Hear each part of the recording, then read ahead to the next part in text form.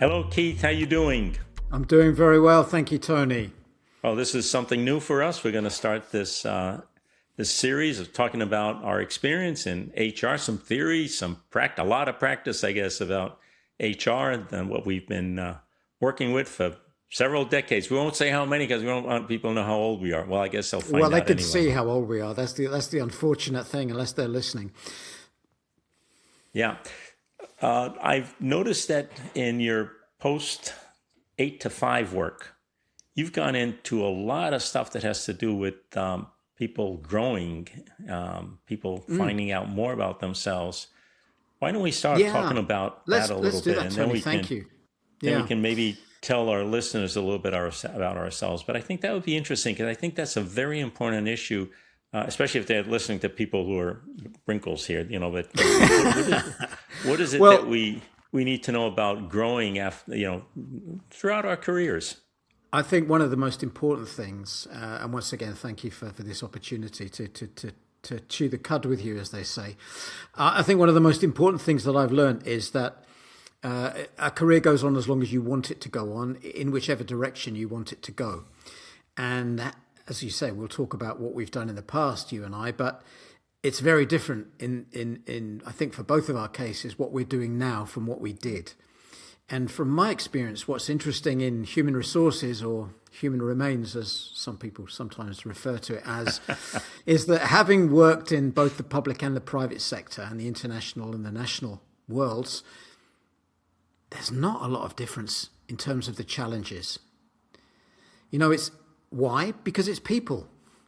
And you have people that are great managers, you have people that are great leaders, you have people that are terrible managers, terrible leaders, people that are giving, people that are taking in all those environments. And so I think that's the first thing I'd say for anyone thinking about a career and thinking, well, I'm going to move maybe from the public to the private sector because it's different.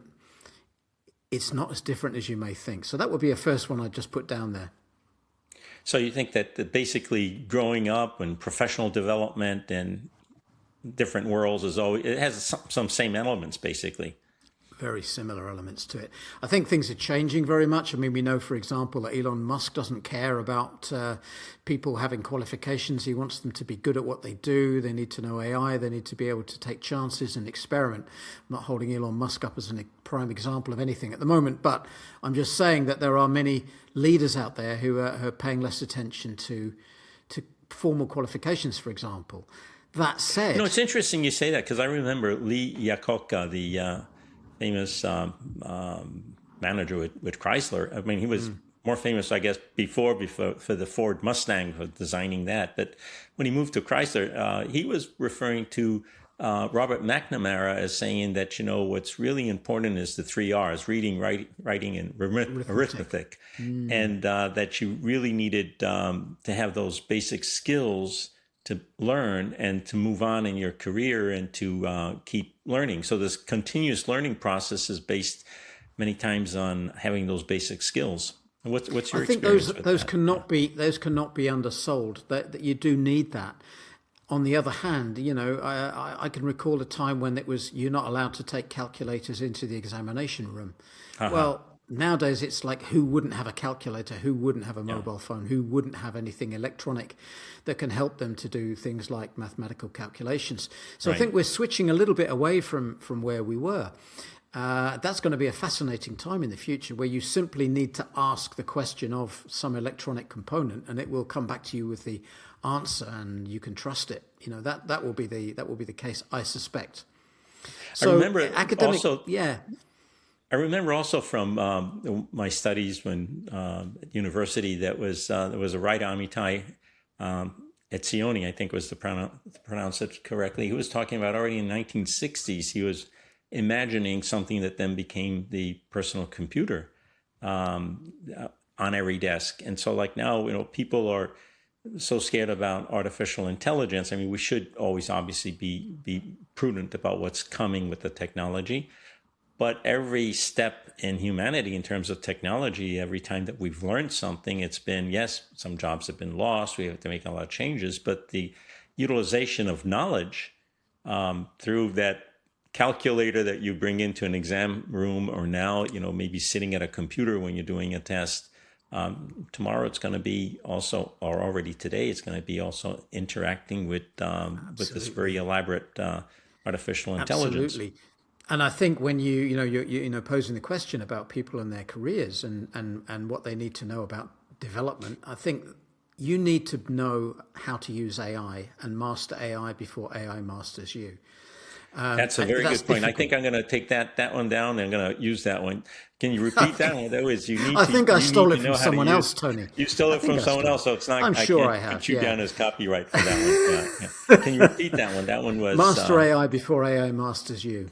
Yeah, that's a strong one, and I think that's so important. And I think that I kind of admire those teachers who are going in that direction. That they are not scared of it, and they're not like punishing kids for using it. They're just trying to teach them how to use it in an appropriate manner. I mean, for podcasts that I'm doing in Italian, I sometimes, rely on doing some research with AI, but it still gives me President Trump as ex-President Trump. I mean, I would be happy for him to be ex-President Trump, but AI sometimes makes references to pre-2024. So I think you have to learn how to use it in such a way that you're not relying just on the information coming from AI. I think that's true. And I think, by the way, for anyone that's watching this and thinking that we're not going to bring politics in at any stage is very much mistaken, because, as you said, when we talk about our backgrounds, we worked for political organizations, and therefore politics was kind of in our blood.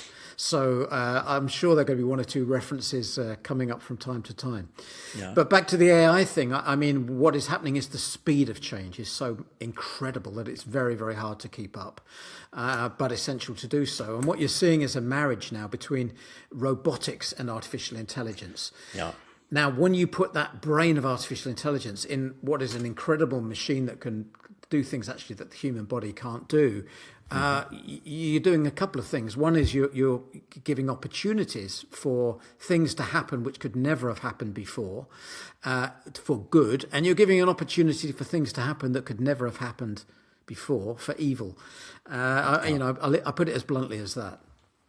Well, that's with everything, I think. Almost any technological advance has always had this two aspects. One aspect is how you want to use something, and for good or for bad. And you have the good aspect, and you got the evil aspect. So I think that's going to be true for everything. I mean, you look at some of the biggest advances in medicine have been made through the studies of weapons. So we have ultrasound.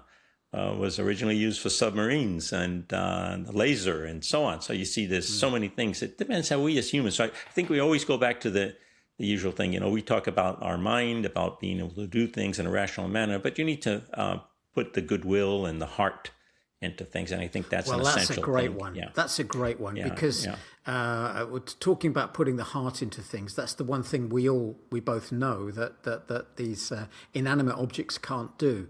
And when we swing back to our main topic, which is human resources, we've got to talk about that, because putting the heart back into that is going to be very important in the future.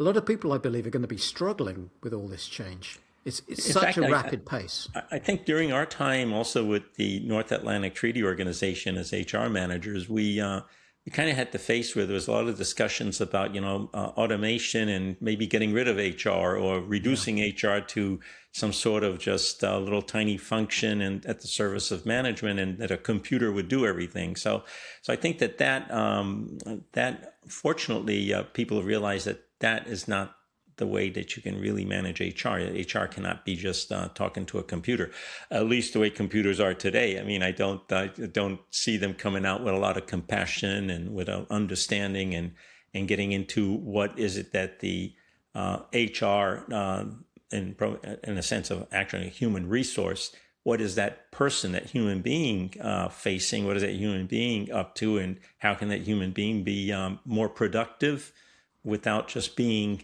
a unit of production?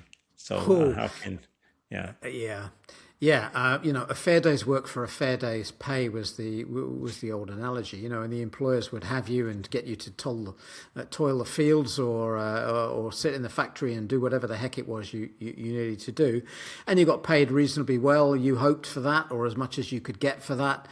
and all was fine. But everything is changing in that front too, because the automation that's coming in, and I realize we will talk about this in another podcast, perhaps in more depth, but the automation that's coming in is genuinely a threat to many people because they see it as something that will replace them.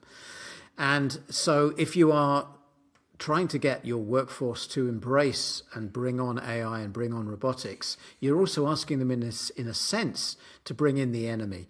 And HR definitely has a role to play there to make sure somehow that it can balance the situation. For some people, it will be an advantage. For some people, it will not. Well, this is going to be one of the many topics we'll be talking about in our different episodes of this podcast. It's just starting. And maybe to close today's podcast, today's episode, why don't we talk a little bit about ourselves? I mean, what I know about you is I remember meeting you over 20 years ago, to not say maybe longer. Oh, I haven't changed a bit. That's nice. You haven't changed a bit. But I remember, if I'm not mistaken, you were coming from the British Civil Service.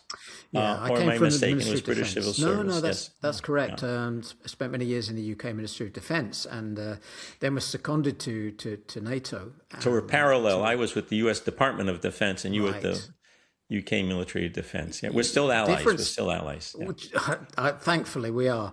We are. But you were in the military. You were in the services as No, I opposed wasn't to in me the as service. I civil was servant. always. Oh, you I was weren't? always a civilian. Yes, I Oh, wore you the see? uniform in different occasions as a civilian, but I was always in. I worked for 47 years basically with the military, 15 with the U.S. government, and 32 at NATO. And the 15 with the U.S. government, part of that I was managing educational programs for the U.S. Navy, for the Sixth Fleet in the Mediterranean, and so it was interesting. So it got me to travel on a lot of ships. So sometimes I felt like I was in the military. But you were saying you started Exactly off with the UK Civil service, civil service, right? And they got in fact, seconded. I got seconded to the Eurofighter program in Brussels. No, what did I see? I don't even know where I was in Munich, and spent I remember 4 you were years in there. Munich. That's right. That's right. Because you met some of our colleagues and who came to Munich also. Yes. Yeah. So from there, various other places. I think people can check me out on LinkedIn. It would be lovely for them to do so, or look at my website.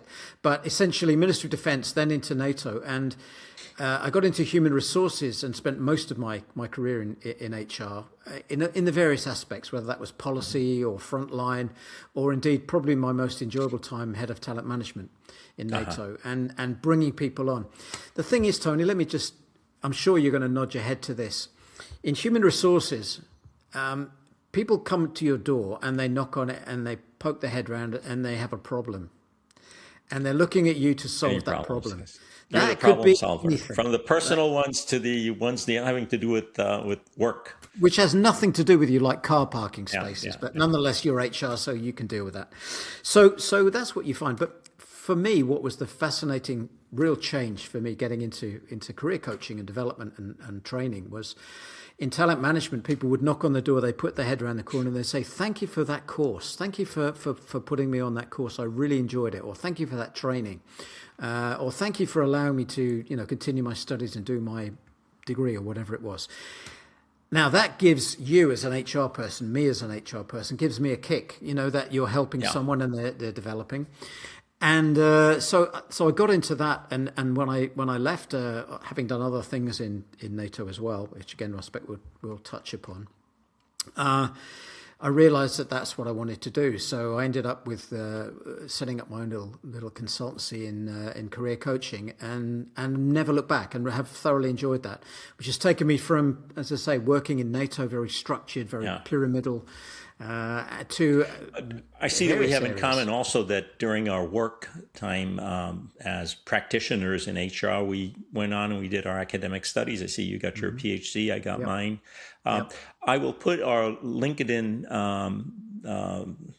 links in the description of our episode, so people want to look us up and see who we are, they can get some more information.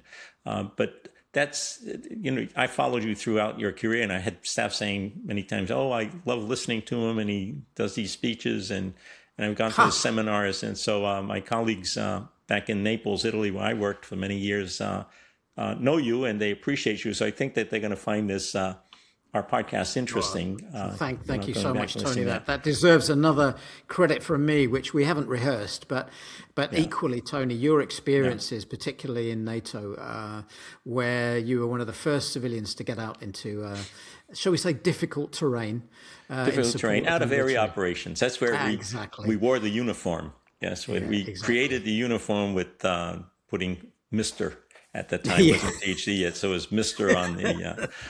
People did not know if they should salute us or not because we were in battle dress fatigues. Nice bit of disguise. As we come to a close for this episode, I think that we'll try to make this periodic. We haven't decided yet if we're going to do it weekly, every 2 weeks, once a month, but we're going to start this up on our YouTube channel, and it's going to be fun. See what the reactions Genuinely are. Looking forward to it, and looking forward to we'll see what the comments say, and so we can start maybe answering also questions that might come up. That would be a perfect way to proceed.